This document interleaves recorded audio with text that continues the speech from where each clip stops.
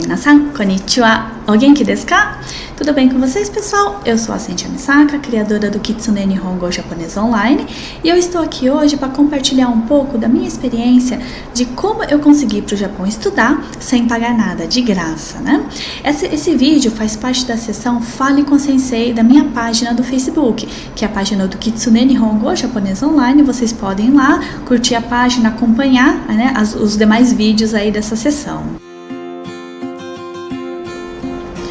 Bom, tudo começou em 2004, foi quando eu comecei a estudar o Nihongo. Apesar de eu ser descendente, eu não sabia nada, era zero meu conhecimento de Nihongo, porque os meus pais, eles não priorizaram o aprendizado, né, da língua. Eles falaram que era mais importante estudar o inglês na época, e então o que eu sabia de Nihongo eram algumas palavras soltas que eu acho que todo descendente deve saber, como Ba-chan, Ji-chan, então Gohan, né, coisas desse tipo. E os meus pais também pediram para os meus avós não falarem japonês comigo, porque eles tinham receio de que quando criança eu pudesse ter alguma dificuldade na escola por conta de falar o Nihongo. Então meu contato foi muito pouco, eu sabia quase nada, mas ao mesmo tempo eu tinha um sonho muito grande de conhecer o Japão. Eu sempre gostei muito da cultura japonesa, tudo relacionado ao Japão, né? Por exemplo, as festas, a comida, foi algo que eu sempre gostei muito, e eu tinha esse sonho de conhecer o Japão. Porém, eu não tinha condições financeiras de ir para o Japão, por exemplo, estudar ou passear, ainda mais há 10 anos atrás, né? Mais de 10 anos atrás, naquela época que as passagens eram muito mais caras, hospedagem e tudo mais. Então, a minha possibilidade, né, de estudar para o Japão, que eu vi a possibilidade, era conseguir uma bolsa de estudos, né? Na época, eu entrei na faculdade de letras na USP, e lá tem o departamento de língua japonesa. E eu fiquei sabendo que dentro do departamento de língua japonesa tinha certos convênios com universidades japonesas e tinha possibilidade de bolsas de estudo. E uma das possibilidades era a bolsa do consulado japonês, que é do Ministério de Educação do Japão, que é uma bolsa assim para descendentes e não descendentes, mas você precisa ter está fazendo o curso de letras japonês. Então aí eu vi, né, a minha possibilidade de poder realizar esse sonho de ir para o Japão estudar. Mas ao mesmo tempo, essa bolsa era uma bolsa muito concorrida. Ela era conhecida como uma das bolsas mais exigentes, né, para você conseguir ela.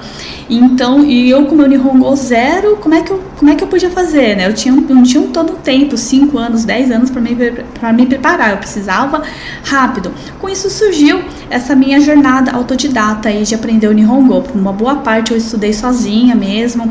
Eu pegava vários materiais na biblioteca mesmo da faculdade. Uma dica para quem está fazendo esse estudo autodidata é conhecer a Fundação Japão em São Paulo.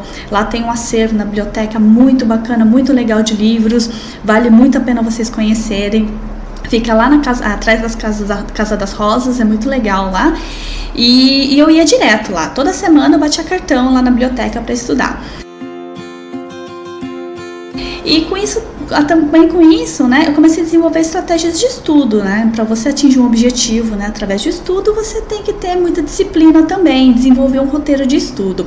Então, por exemplo, no caso dessa prova, para conseguir essa bolsa, eu precisava passar numa prova escrita, né, de gramática, kanji, não era nada de conversação. Então, meu foco foi a parte gramatical, kanji e vocabulário. E, por exemplo, então, o kanji, eu pensava assim, eu quero aprender 100 kanjis em um mês. Então eu pegava lá, 100 kanjis e dividia, tem quantos dias? 30 dias, eu vou estudar todo dia. Sábado e domingo também eu estudava. E aí, todos os dias eu falava, eu quero aprender 5 kanjis ou 10 kanjis por dia. E assim ia, né? Cumprindo essa disciplina. E aí, por exemplo, hoje eu quero estudar 1 hora de gramática e amanhã eu vou estudar 1 hora de vocabulário. E assim você vai desenvolvendo o seu roteiro de estudo. E eu utilizava muito livros do Noryoku Shiken, que é uma boa dica aí para vocês que estão se preparando para provas, porque o Noryoku Shiken tem uma estrutura muito própria para prova mesmo, né? Do teste de proficiência em língua japonesa. Então, os livros, eles estão bem estruturados aí para vocês fazerem as provas. Então, eu pegava muitos livros no Noryoku Shiken para estudar. Ao mesmo tempo eu percebi assim que existia muita falta de material, porque na época e ainda hoje muitos dos materiais estão em inglês, então, e meu inglês também não era lá grande coisa, né, na época, então assim, muitas vezes eu via um significado em japonês, você estava em inglês, eu não sabia a palavra em inglês, eu tinha que procurar no dicionário, então eu pegava um dicionário de inglês para poder saber o significado, para depois saber aquele significado em japonês, então era uma tradução aí que passava por 3 línguas, né? Então não facilitava muito.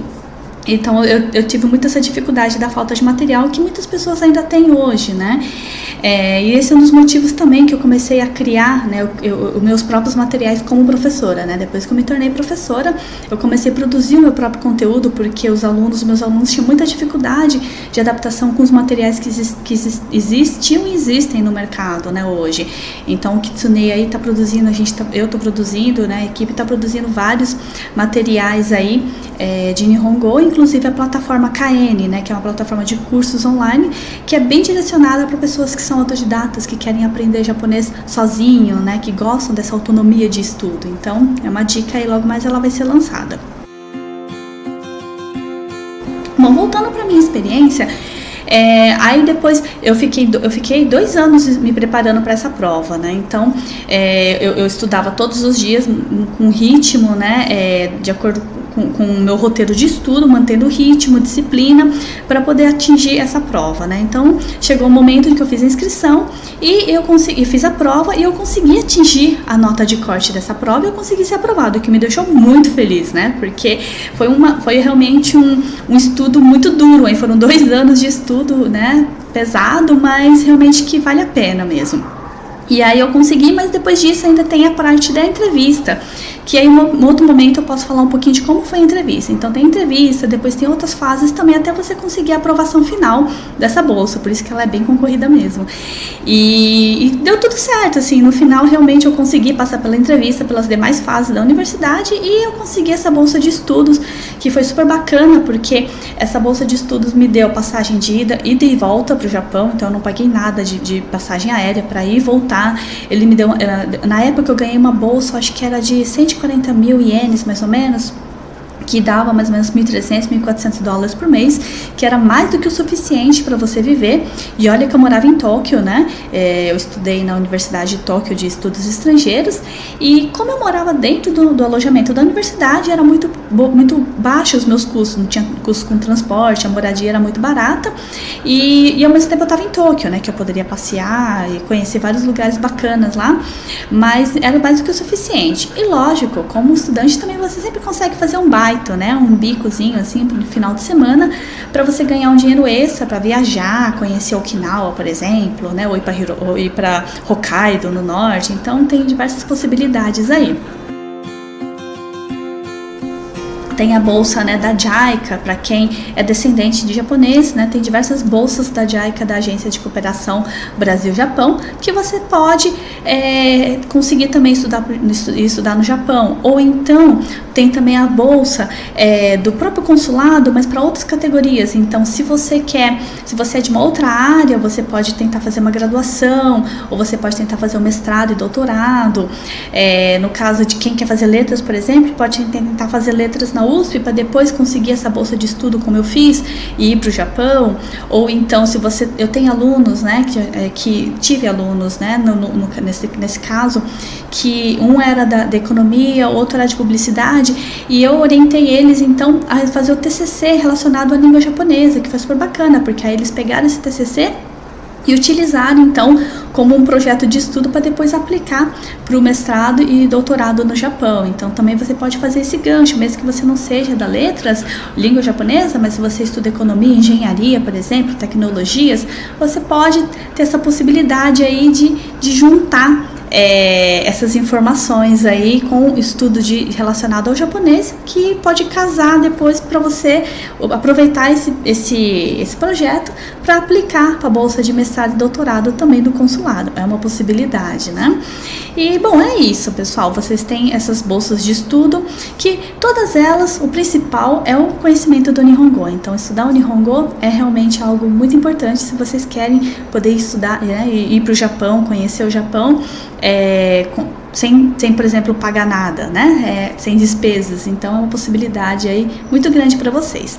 Bom, pessoal, a gente se vê na próxima quarta-feira no Fale com a Sensei. Se tiverem alguma dúvida, podem mandar mensagem aí, comentários. Já mata, né?